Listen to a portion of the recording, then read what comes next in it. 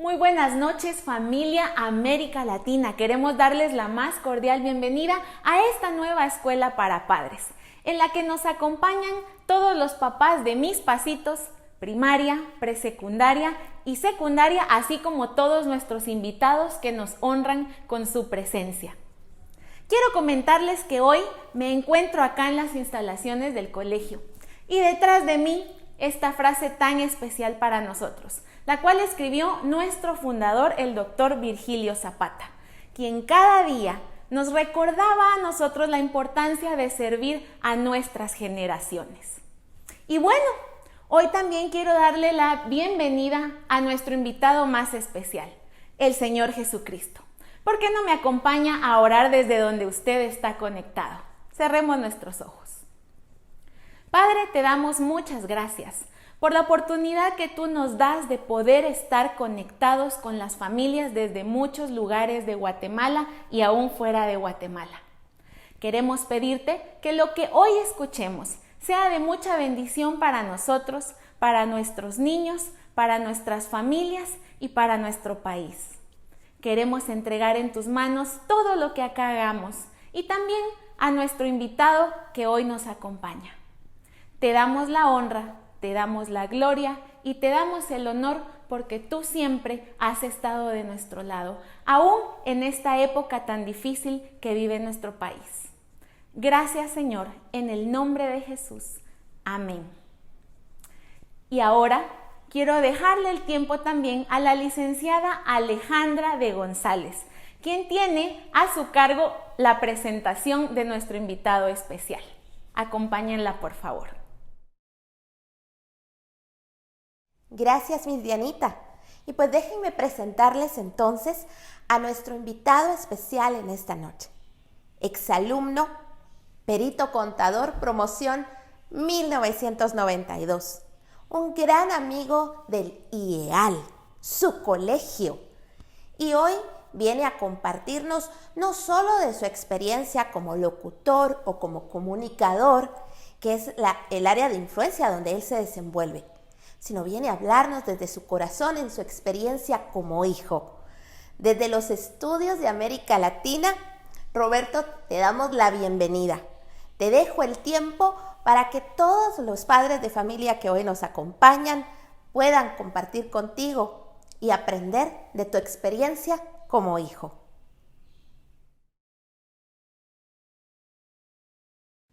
Muchísimas gracias, muy buenas noches y es para mí un gran gusto poder estar compartiendo con ustedes en esta conferencia. Como ya saben ustedes y ya lo han mencionado, soy promoción 1992 y estoy tan contento de poder compartir a los padres de familia del colegio que bendijo tanto mi vida en mi adolescencia y que fue un gran sueño para mí estar acá. Como hoy vamos a hablar de los papás, quiero platicarles un poquito de mis papás y entonces van a comprender por qué fue una emoción y una alegría estudiar en el Instituto Evangélico América Latina.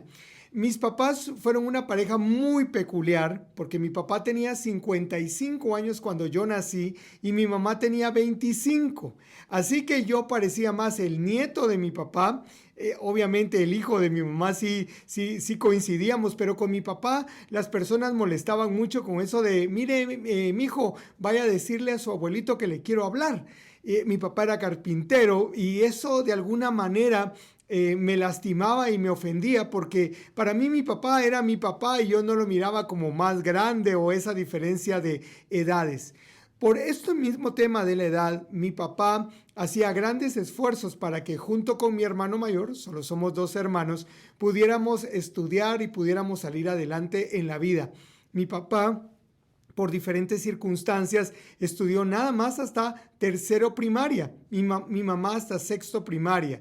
Así que la primera meta era que nosotros por lo menos superáramos el tercero primaria. Y mi papá nos colocó en una escuela pública y ahí estuvimos aprendiendo. Por supuesto, escuela pública también era sinónimo de aprender algunas malas costumbres, malas palabras, el estarnos peleando. Yo tengo que aceptar lo que era de los patojos peleoneros y el callejón a la vuelta de la escuela era de nuestros lugares favoritos para ir a resolver conflictos y problemas. llegamos al sexto primaria y mi papá, ya un hombre grande, o sea, mucho más grande de 60 años, me dice, bueno, mijo, ya te di hasta sexto primaria. Aquí podrías trabajar de ilustrador, podrías trabajar vendiendo periódicos, pero ¿sabes qué? Voy a hacer un esfuerzo y quiero que saques los básicos. Y entonces ya nos colocó en un colegio pequeño, privado, muy pocos alumnos, y allí estudié mis básicos. Cuando salgo de tercero básico, mi papá me dice otra vez, esto que les estoy contando lo hizo tanto con mi hermano como conmigo. Nos sienta y nos dice, bueno, ya te di tercero básico. Con esto ya podrías conseguir un trabajo de mensajero, ya podrías ayudar en ciertas tareas, pero ¿sabes qué? Te voy a dar una carrera. Y a ver, veamos. Bachiller, no, los bachilleres son para la universidad, no es para que consigan un trabajo. Maestro, te vas a morir de hambre. Lo siento por los que estudiaron magisterio, pero es lo que decía mi papá. ¿Sabes qué? Vas a estudiar perito contador. Y la verdad es que yo no tenía ninguna inclinación por los números ni por nada de eso, pero al final acepté el trato porque mi papá dice, bueno, como este ya es el último esfuerzo que hago para ustedes, los voy a colocar en el Instituto Evangélico América Latina. Yo en América Latina había querido estudiar desde la primaria. Por alguna cuestión de iglesias, yo había tenido alguna conexión, relación y conocimiento del Colegio América Latina. No se me olvida cuando me fui a colocar aquí en el edificio central, donde pues antes estaba el área de cobros, donde está el reloj y las fotografías de los fundadores. Cuando era un niño, no se me olvida que me fui a colocar ahí. Yo le dije, Señor, ¿cómo me gustaría un día estudiar en este colegio? Y bueno, pasaron algunos años y estuvo en el plan de Dios que viniera acá. Y el colegio fue una gran bendición para mi vida porque aquí pude encontrar muy buenos amigos, excelentes maestros y principalmente una gran influencia en esos años de toma de decisiones en la vida para fortalecer mi relación con Dios, para buscar más de Él y para dedicarle mi vida a Él. Y a lo largo de los años, ya han pasado muchos años, Dios ha venido confirmando cada uno de los aprendizajes y enseñanzas que recibí en este colegio, a través de las clases de Biblia, a través de los campamentos, ese campamento de graduandos que le marca la vida a toda persona que va con el corazón dispuesto, la clase de líderes y creo yo cuando lo veo a la distancia, el gran regalo de haber tenido a los fundadores, don Virgilio, doña Beatriz, como catedráticos, como maestros, como mentores en este proceso de vida. Entonces, por eso le tengo tanto amor al colegio, tanto cariño al colegio, por todo lo que representaron para mi vida en estos años de decisión. Pero tengo que confesarles algo. A pesar de haber nacido en un hogar cristiano, a pesar de haber tenido a papá y a mamá conmigo, la verdad es que la relación con mis padres no fue muy buena. No fue muy buena porque la manera en la que ellos me educaron, cuando ya lo veo, insisto, a la distancia, me doy cuenta que me lastimó muchísimo, me separó de ellos por mucho tiempo y ya fue muy cercano al periodo en el que tanto papá y mamá recientemente se fueron con el Señor, que yo me pude dar cuenta de lo maravilloso y especiales que ellos eran. Sin embargo, tengo que decirles, fueron años muy difíciles desde mi niñez. Y hoy yo quiero hablar de un error que comúnmente nosotros como padres de familia provocamos. Y es el hecho de que cómo me educaron mis padres es la manera en que eventualmente también nosotros educamos a nuestros hijos. O también cometemos el error de decir, mis padres me educaron de esta manera, yo lo voy a hacer totalmente diferente para marcar la diferencia. Y ambos extremos, aunque el segundo se escucha como muy bueno, no son saludables. ¿Por qué? Porque realmente nosotros tenemos que acudir a la palabra de Dios para encontrar en ella consejo para nuestra vida. Segunda de Timoteo, capítulo 3, versículos 16 y 17 dice, toda la escritura es inspirada por Dios y es útil para enseñarnos lo que es verdad y para hacernos ver lo que está mal en nuestra vida. nos corrige cuando estamos equivocados y nos enseña a hacer lo correcto. Y el versículo 17 dice, Dios la usa para preparar y capacitar a su pueblo para que haga toda buena obra. Yo estoy seguro que como padres de familia deseamos hacer buenas obras. Queremos realmente marcar una diferencia positiva en la vida de nuestros hijos. Queremos liderarlos de una manera positiva. Eso es lo que la Biblia se refiere como toda buena obra. Pues estos versículos nos hacen ver que nosotros somos preparados y capacitados a través de tener contacto con la palabra de Dios. No hay método moderno, no hay método humano que pueda superar lo que la palabra de Dios tiene para enseñarnos a cada uno de nosotros. Dice este versículo que toda la Escritura, desde Génesis hasta Apocalipsis, toda la Escritura es inspirada por Dios, número 1, y luego dice que es útil. Toda la palabra de Dios es útil y tiene 4 usos que yo quisiera resaltar para enseñarnos lo que es verdad. ¿Quieres conocer cuál es la verdadera manera o la manera correcta de desarrollar tu paternidad? Ve a la palabra de Dios porque ella es útil para enseñarnos lo que es verdad y para hacernos ver lo que está mal en nuestra vida.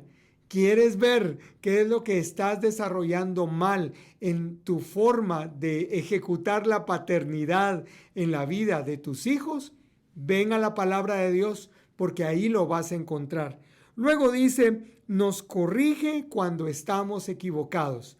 La mejor actitud con la que nosotros podemos ir a la Escritura es con la actitud de quiero aprender. Señor, enséñame lo correcto, pero si estoy equivocado, corrígeme. Y la palabra de Dios nos puede corregir en la manera en la cual estamos desarrollando nuestra paternidad. Y luego dice, y nos enseña a hacer lo correcto.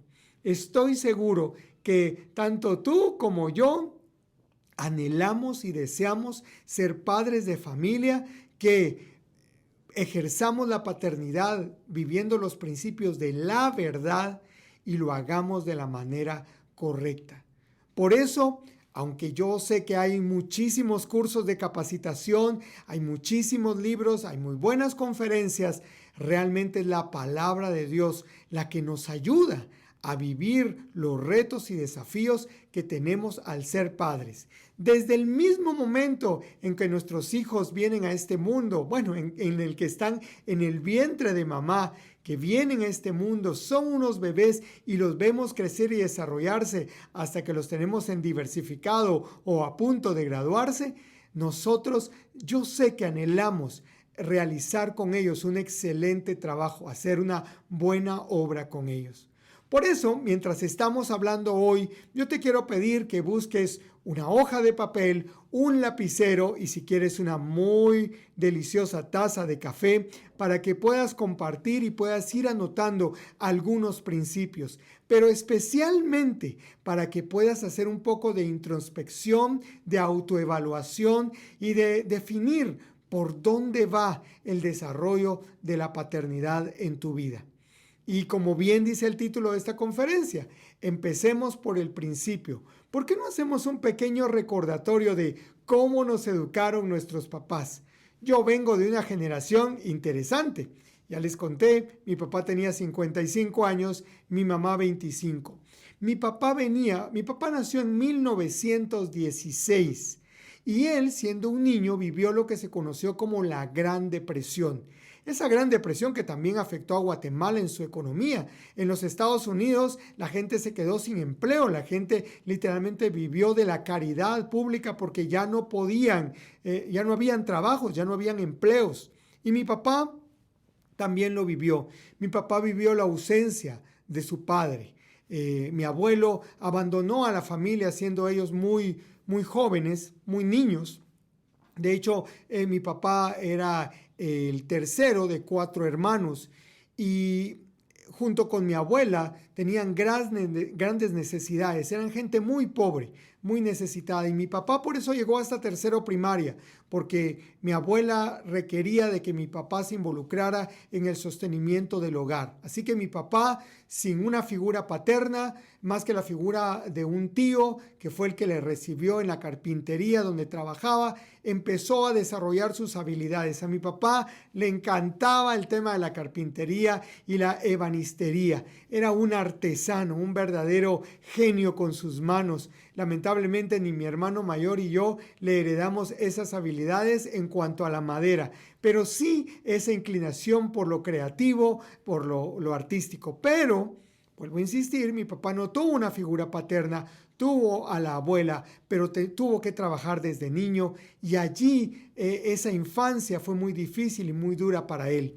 Y la figura paterna que tuvo mi papá fue la de su tío, que era un hombre que tomaba mucho alcohol. Y mi papá aprendió y decidió también involucrarse en el tema del alcohol en búsqueda de esa aprobación de la figura paterna que él tenía allí, que era mi tío. Desarrolló sus habilidades, luego con el paso del tiempo colocó una carpintería y esta empezó a dar sus frutos, pero a la vez mi papá con su vicio del alcohol empezó él mismo a autodañarse, autosabotearse con su empresa hasta que finalmente la perdió. Se casó siendo muy joven y perdió también su matrimonio y la oportunidad de demostrar su paternidad ante sus 3 hijos por el vicio del alcohol. Su esposa lo dejó y le colocó un cerco legal para que nunca se acercara a ella ni a sus hijos. Esto llevó a mi papá a una espiral de desgracia tras desgracia tras desgracia por causa del alcohol. Al punto de llegar a ser lo que en Guatemala conocemos como un charamilero.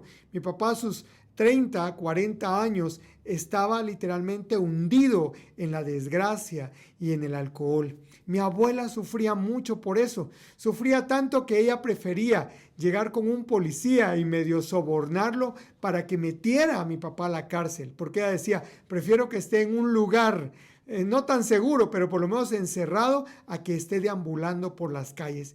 Y así mi papá vivió su vida hasta que llegó aproximadamente a los 45 años por allí. Y entonces, gracias a un amigo, conoce a los Alcohólicos Anónimos y toma la decisión de seguir los 12 pasos de los Alcohólicos Anónimos. Ustedes saben, los que conocen de este programa, que esto no pertenece a ninguna religión. Sin embargo, el primer paso ayuda a las personas que desean rehabilitarse del alcoholismo a reconocer que hay un poder superior, Dios, que puede ayudarnos a salir del vicio donde estamos, porque nosotros solos no podemos, porque nosotros cada vez que lo intentamos lo arruinamos. Y papá decide seguir el proceso de los 12 pasos y logra salir adelante.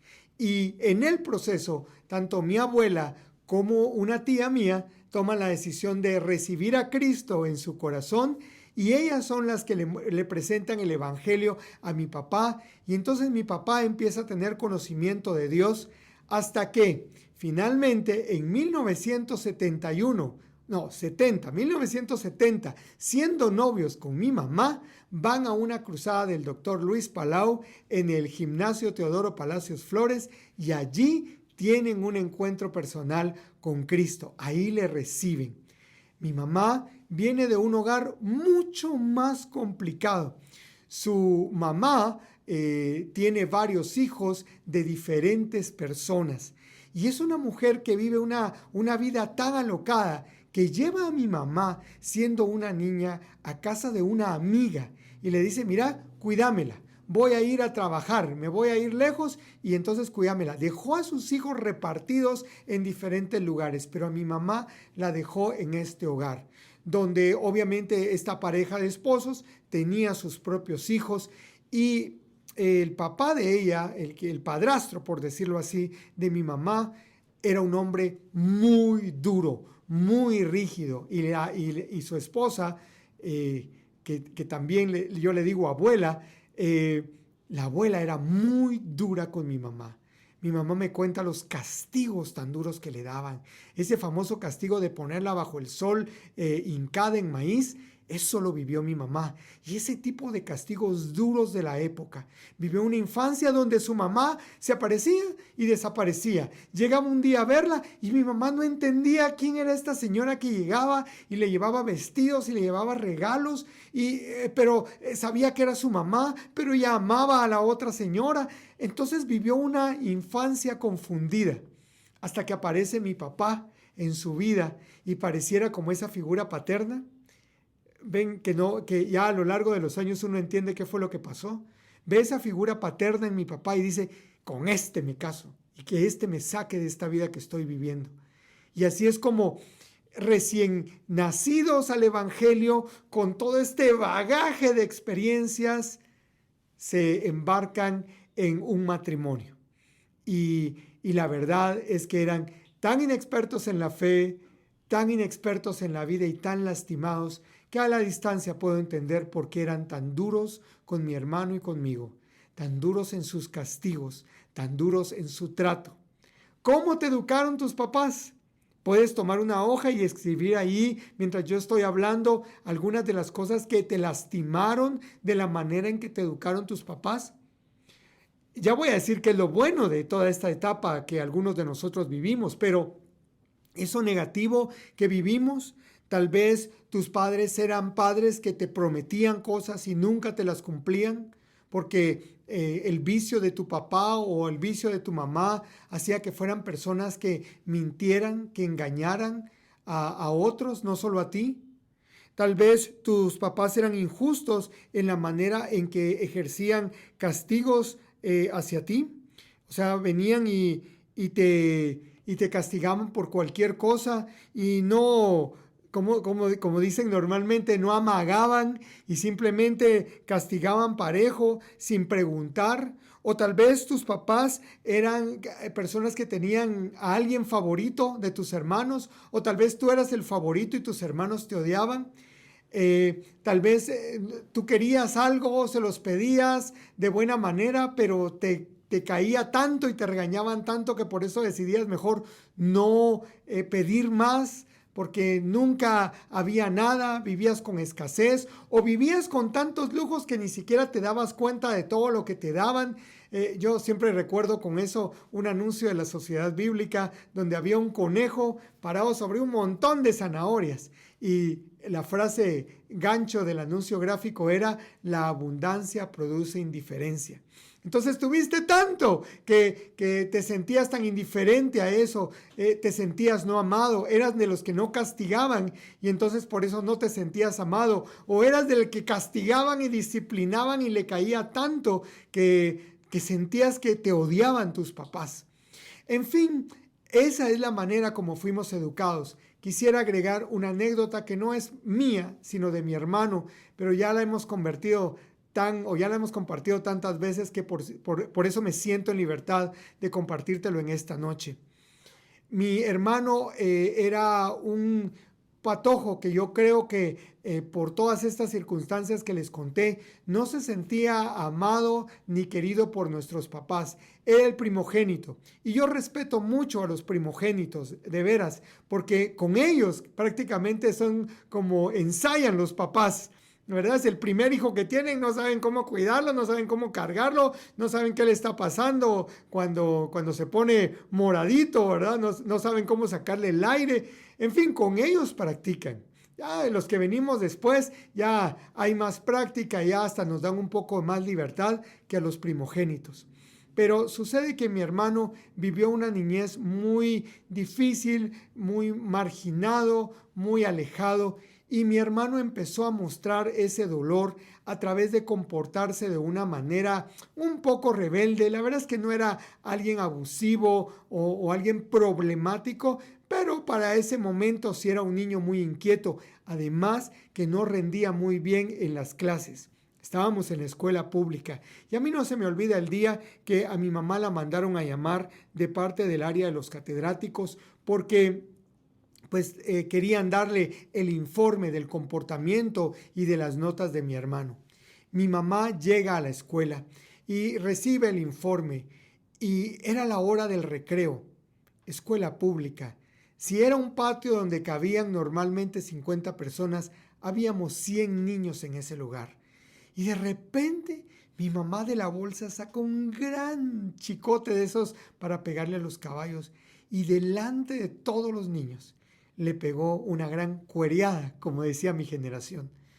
Le pegó delante de todos. Qué gran humillación la que recibió mi hermano. Eso nunca me lo hubieran hecho a mí y nunca me hubiera dejado. Yo desarrollé una rebeldía a tal punto de ponerme a los cuentazos y ponerme enfrente de mi papá o de mi mamá, de retarlos, de desafiarlos. Mi hermano no, mi hermano era de un corazón más noble y permitió que lo humillaran de esa manera. Y eso fue tan doloroso. Y yo sé que cada uno de nosotros, cuando pensamos en la manera en que nuestros padres nos educaron, nos intentaron criar, podríamos tener una historia como esas. Una historia donde nos sentimos humillados, lastimados, heridos. Estás anotando en la hoja y con tu lapicero cada una de estas cosas o circunstancias de la manera en que te educaron tus papás. Deberías hacerlo. Aunque en algún momento eso provoque algún tipo de lágrima, deberías hacerlo. Porque va a valer la pena ver si hoy te estás comportando de la misma manera o con una modificación diferente, pero de la misma manera con tus hijos. O para huir de eso, estás comportándote de una manera totalmente diferente, creyendo que estás haciendo las cosas bien. Pero bueno, vamos al consejo de la palabra de Dios, porque quiero mostrarte lo que la palabra de Dios nos habla directamente a los padres sobre lo que tenemos y no tenemos que hacer con nuestros hijos. Pablo escribió la carta a los Efesios y tengo que contarte esta historia para que puedas tener un contexto de lo que vamos a leer. El apóstol Pablo en muchas de sus cartas tiene una característica muy interesante y es que los primeros capítulos o la primera parte de su carta se dedica a establecer un fundamento teológico de lo que nosotros somos en Cristo y de quién es Dios, quién es Jesucristo y la obra que el Espíritu Santo hace en nuestras vidas. Cuando tú lees la carta a los Efesios, te das cuenta que este es el viaje que se realiza en esta carta. Pablo empieza hablando acerca de lo grande y lo maravilloso que es Dios, quien ha tenido misericordia de nosotros y nos ha traído salvación a través de Jesucristo. Nos habla que el amor de Dios es tan amplio, tan alto, tan profundo, que estamos literalmente envueltos en ese amor. Que somos hechura suya, creados en Cristo Jesús para buenas obras, las cuales Dios preparó de antemano para que anduviésemos en ellas. Nos habla acerca de la cruz, de lo que significa la cruz en nuestras vidas, de lo que significa que nosotros seamos parte de la familia de Dios. Hay literalmente todo un fundamento construido, inspirado por el Espíritu Santo, por el apóstol Pablo en esta carta a los Efesios. Y luego, entonces, en la última parte, en un porcentaje menor, pero el cierre de la carta se dedica a dar muchos consejos prácticos para diferentes audiencias. Pero esta manera de estructurar la carta me hace recordar algo muy importante que tú y yo debemos recordar. Para nuestro Dios, lo más importante es el ser que el hacer. Antes de que hablemos de paternidad, de matrimonio, hablemos de ti como persona, de ti como hijo de Dios.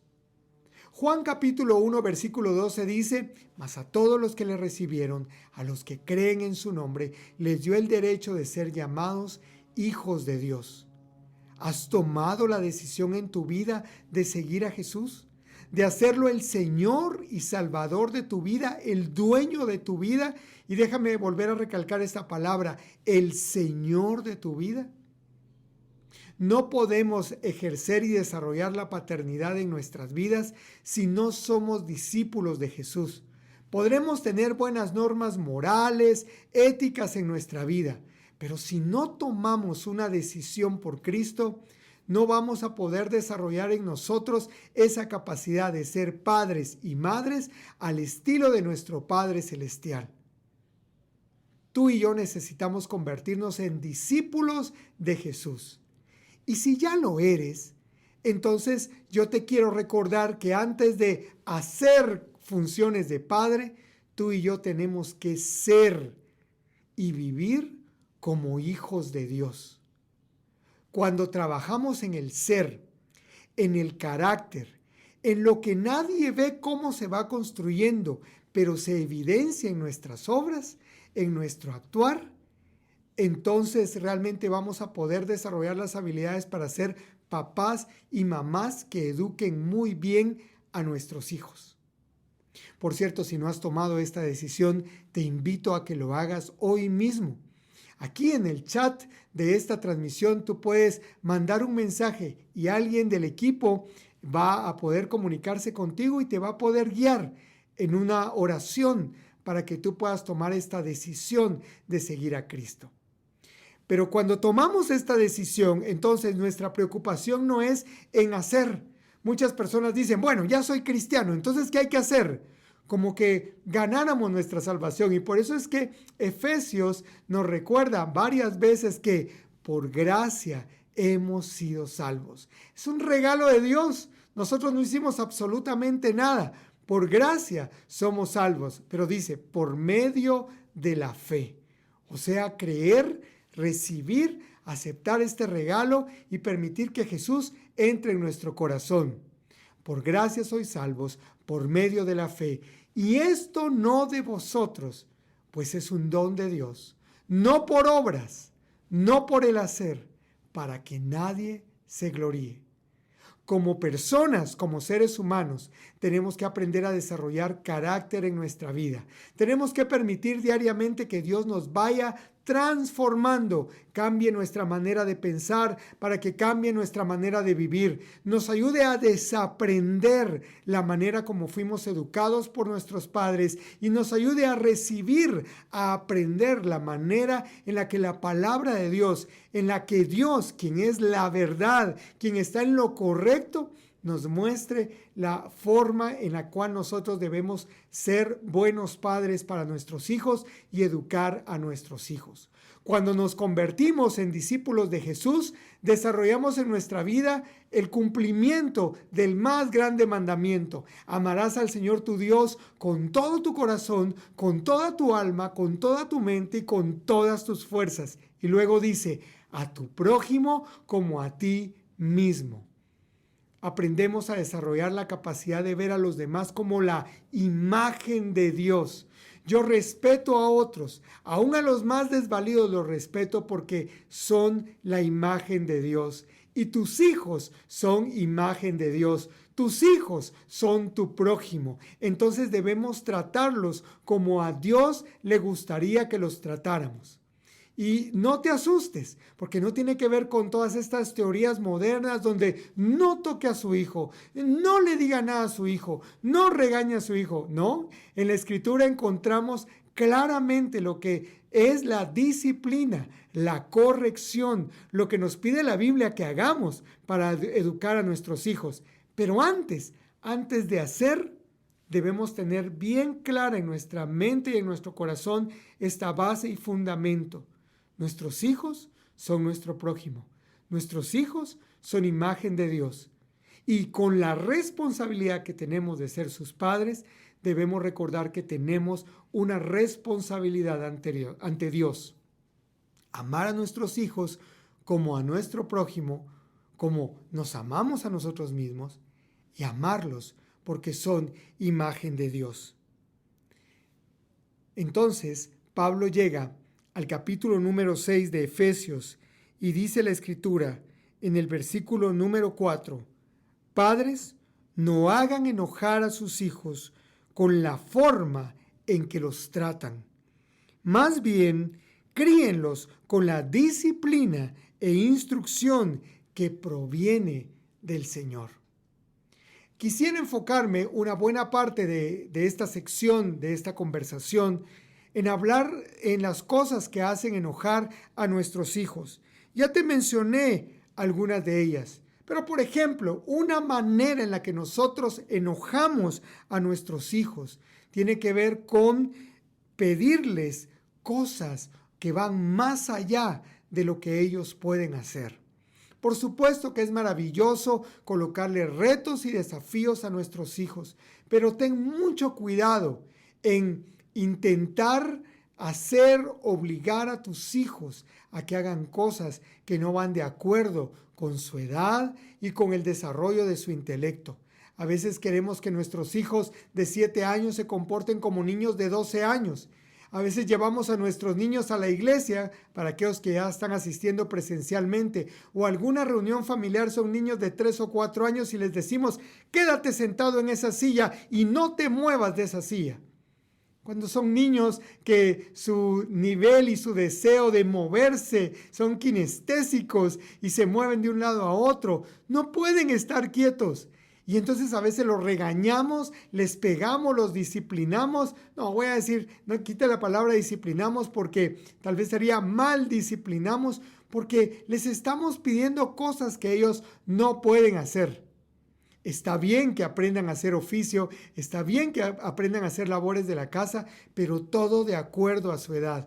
Hay un cuadro que circula en internet donde usted puede ver cómo asignarle tareas a sus hijos. Pero en todo sentido, no le ponga metas que ellos no pueden cumplir por su intelecto, por su físico. Enojamos a nuestros hijos cuando los presionamos a hacer cosas que no quieren hacer. Tal vez usted en el colegio fue destacado basquetbolista y ahora quiere que su hijo sea destacado basquetbolista. ¿Y si no quiere? ¿Y si no es su talento? ¿Y si no es su don?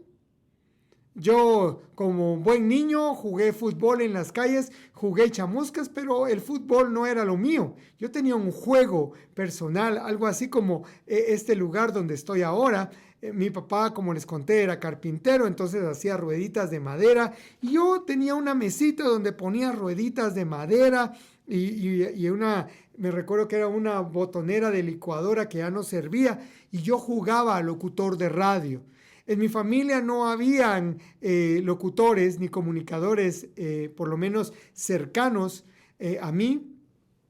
Y sin embargo yo tenía esta inclinación por la comunicación y hacer esto que estoy haciendo ahorita era algo que yo disfrutaba y jugaba, que ponía canciones y complacencias y daba las noticias y esos eran mis juegos. Un juego que se convirtió en realidad cuando tenía los 15 años. Y se ha desarrollado por toda esta época, pero le quiero contar algo que está fuera de, pero solo que tiene que ver con este detalle. Yo jugaba de eso cuando era un niño en la casa. Saben que ahora con todo esto de la pandemia, Dios me ha dado el privilegio de dirigir un proyecto radial en línea que se llama Shock.fm, una estación de radio online dirigida a jóvenes y a jóvenes adultos. Y en esta estación de radio, pues transmitimos desde mi casa, y en mi casa está la consola de transmisión, está el micrófono, y un día me doy cuenta y digo, de veras que ese juego de niño ahora es una realidad en serio, porque tengo la radio en mi casa, no tengo que salir a ningún lado para hacer un programa y solo abro un botón y ya me conecto con cientos de personas que diariamente se conectan a la radio. Cierro el paréntesis. A veces le pedimos a nuestros hijos que hagan cosas que no van de acuerdo a su diseño, a su edad. Y eso los hace enojar. Otra puede ser cuando usted promete y no cumple sus promesas. Cuando usted le dice a su hijo, qué bien que sacaste buenas notas, vamos a irnos a comer una hamburguesa, vamos a irnos a comer un menú o vamos a ir al restaurante que tú quieras. Pero de repente llegó un amigo a la casa o llegó un familiar y te interrumpió y bueno, dijiste, bueno, vamos a ir otro día que se pueda y yo te voy a cumplir la promesa. Usted no sabe cuánto lastima el corazón de sus hijos cuando les promete y no les cumple. Pero sabe, se va a sorprender. Sabe que también lastima el corazón de sus hijos cuando les promete que los va a castigar y no los castiga. Eso era la parte interesante de la disciplina que yo le quería comentar hace un momento. ¿Sabe? A todos nos gusta la disciplina y a todos nos gusta la estructura. Lo que pasa es que hemos recibido mal la información de qué es disciplina y corrección. Pero disciplina es lo que practicamos en el gimnasio. Cuando usted desea ejercitar sus músculos, ponerse más torito, más ponchado, bajar de peso, usted va al gimnasio. Y díganme si no se siente emocionado cuando usted llega al gimnasio y de repente llega uno de los instructores, se acerca, le pregunta cuáles son sus metas, qué es lo que usted desea alcanzar con estar en el gimnasio y le dice, ¿sabe qué? Le voy a poner estos ejercicios y se queda ahí con usted un largo tiempo apoyándolo. Bueno, esa parte se llama disciplina, porque es alguien que lo ayuda y en algún momento lo corrige en ese proceso de ayudarle a alcanzar su meta. Y nosotros como padres de familia tenemos una meta con nuestros hijos, que sean gente que pueda obedecer y que se pueda ajustar a las normas de la sociedad en la que estamos. Esa es básicamente la función que tenemos como padres. El ser humano, desde que nace, viene con un corazón rebelde, con un corazón que desea ser el centro de atención, con un corazón que desea obtener las cosas que quiere, cuando quiere, como quiere y donde quiere. O sea, yo mando aquí. Por eso desde niños, una de las primeras palabras que decimos es mío. Entonces, como padres, nuestra función es enseñarles a que no somos el centro del universo, no todo está disponible cuando queremos, como queremos, donde queremos. ¿Sí? Y que además nosotros tenemos que aprender a sujetarnos a la autoridad. Esa es básicamente nuestra función. ¿Y saben? Realmente en lo interno de cada uno de nosotros, eso nos gusta. Nos gusta que las reglas sean justas. Nos gusta que nos traten bien y nos traten con justicia. O sea que sí nos gusta la disciplina. Lo que pasa es que la hemos malentendido. Pero a veces prometemos y no cumplimos. A veces le decimos a nuestros hijos, si volvés a hacer esa travesura, te voy a dar 3 nalgadas. Hacen la misma travesura y nuestros padres no hacen nada. Eso lastima el corazón de nuestros hijos. ¿Sabes por qué? Porque nuestros hijos a la larga piensan que no los amamos. Piensan que no los queremos. Mucha disciplina lastima el corazón. Mucho golpe, mucha nalgada, mucho cinchazo, lastima el corazón y hace creerles que los odiamos. Nada de disciplina hace pensar que no nos importan. ¿Cuál es el balance entonces? Cuando tenemos reglas claras, cuando lo que prometemos lo cumplimos, cuando les pedimos a ellos que hagan aquellas y los llevamos a que cumplan aquellas cosas que sí pueden lograr. A veces somos inconsistentes. Inconsistentes porque un día, si amanecemos de malas, castigamos a diestra y a siniestra. Y cuando amanecemos de buenas, somos un pan de Dios para nuestros hijos. Entonces, casi que nuestros hijos dicen, bueno, vamos a ver cómo amaneció hoy mi papá, porque así va a ser la manera en que me va a tratar. Esa es una gran inconsistencia. Nuestros hijos deben saber que aunque estemos de malas, aunque estemos de buenas, aunque nos haya ido bien en el trabajo, aunque nos haya ido bien en una circunstancia o en cualquier circunstancia, nosotros vamos a ser los mismos delante de ellos. ¿Ven por qué al principio les dije que antes de esposos, padres, lo más importante es ser discípulos de Jesús? Porque cuando tú y yo dejamos que Dios nos vaya transformando y vaya cambiando nuestra vida, nuestros hijos son los más beneficiados. Cuando somos personas que como hijos de Dios somos vulnerables y entendemos que somos seres humanos que nos equivocamos y vamos con nuestros hijos y les pedimos perdón y les decimos, mira hijo, si tuviera que castigarte nuevamente por lo que hiciste, te castigaría, te disciplinaría, pero sabes, me equivoqué en la manera en que lo hice, porque te insulté, porque te pegué con ira. Y eso no está bien. Perdóname. Ese no es un comportamiento de un papá, ese es un comportamiento de un cristiano que sabe que si ha lastimado a otro, va, lo busca y arregla. Y pide perdón. ¿Para qué? Dice la Escritura. Porque así podemos evitar que una raíz de amargura pueda crecer en el corazón de nuestros hijos. Nuestros hijos, con ese enojo y con esa ira que guardan en su corazón, pueden desconectarse de ti emocionalmente, pueden desconectarse de ti físicamente, se van a vivir a la casa de una tía o de la abuela, te abandonan físicamente. o pueden desconectarse de ti en esta tierra. Tú y yo sabemos cuántas historias hay de suicidios, de jóvenes que ya no aguantaron el peso del enojo y la amargura por la manera en que fueron tratados. Y aclaro, por supuesto que esa es decisión de ellos y fue una mala decisión y no te estoy culpando a ti.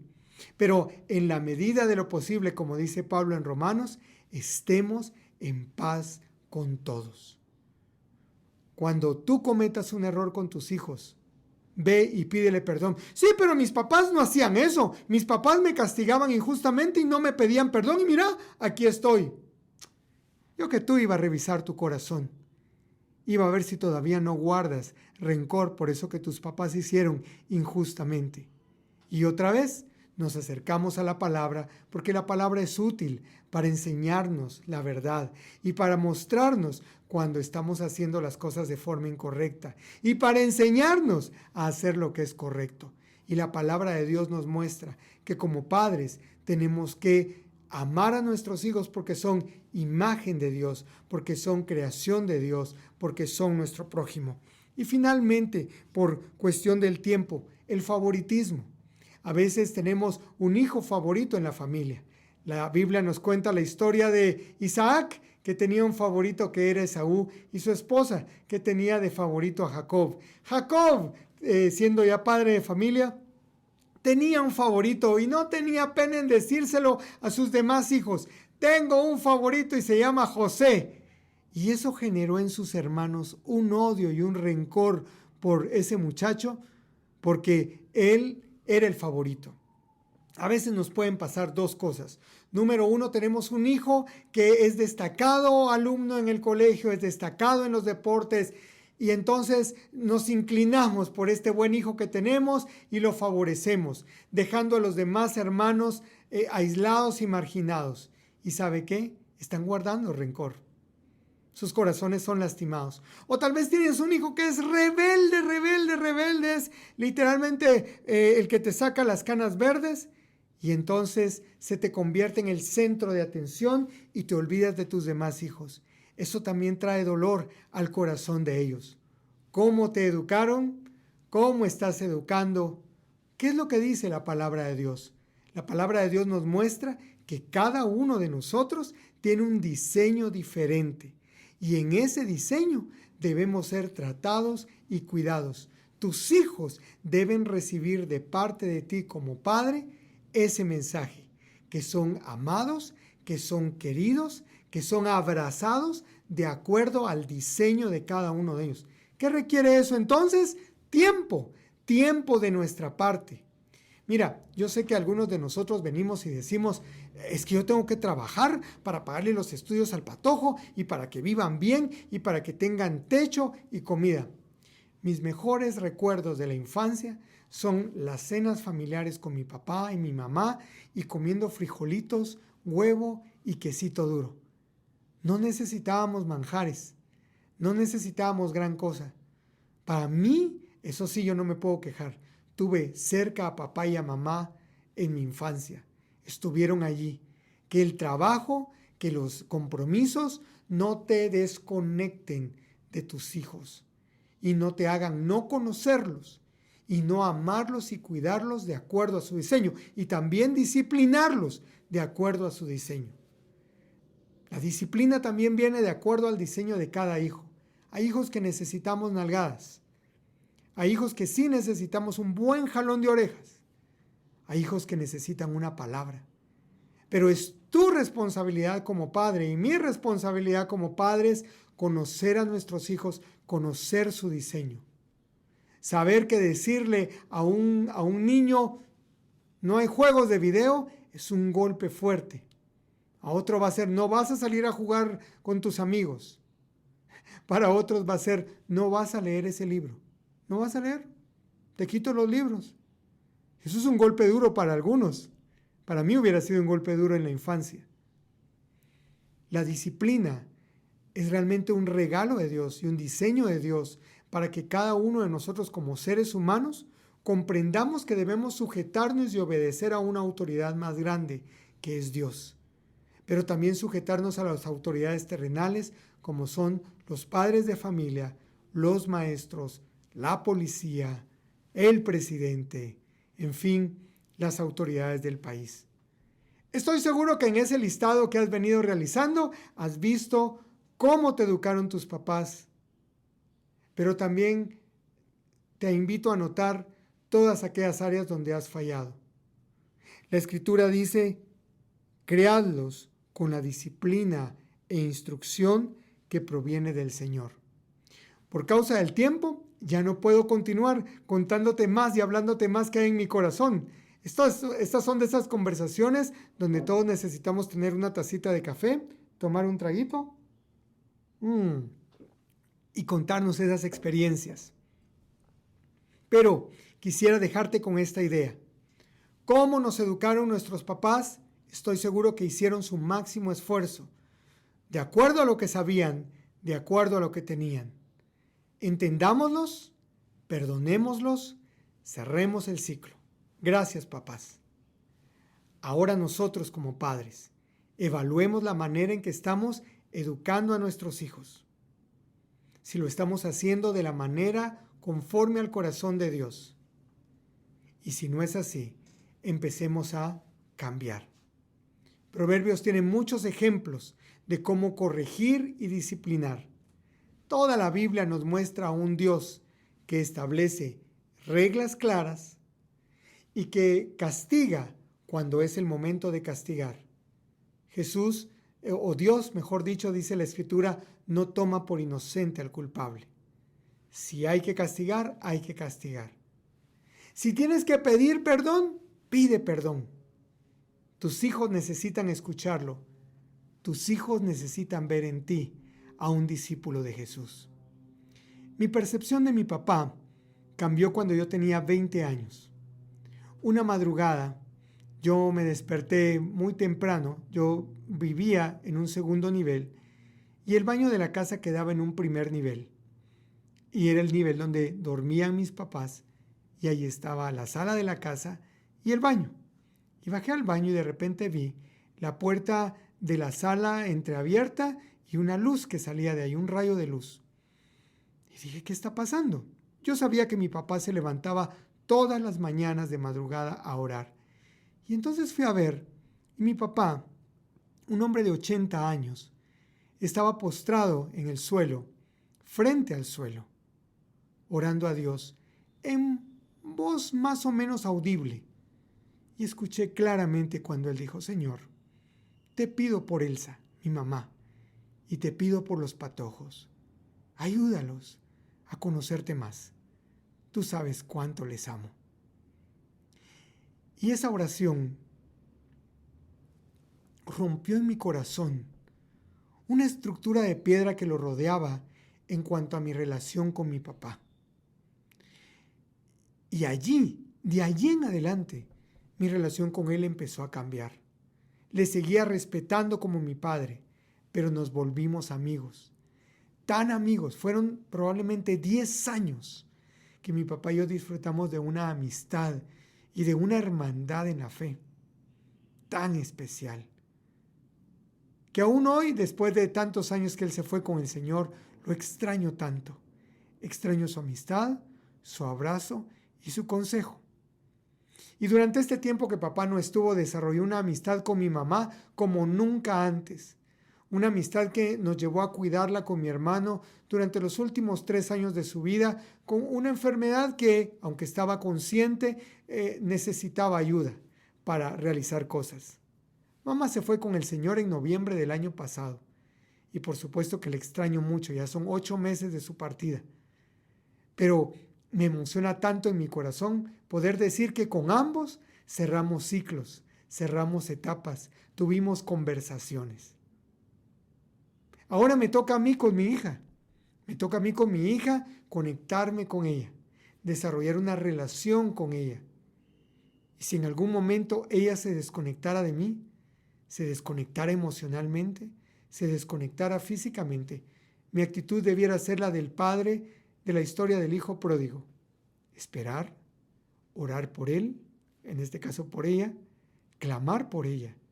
Y cuando vea que viene de vuelta, sin rencor y lleno de amor, compasión y misericordia, recibirle en los brazos como que si no hubiera pasado nada.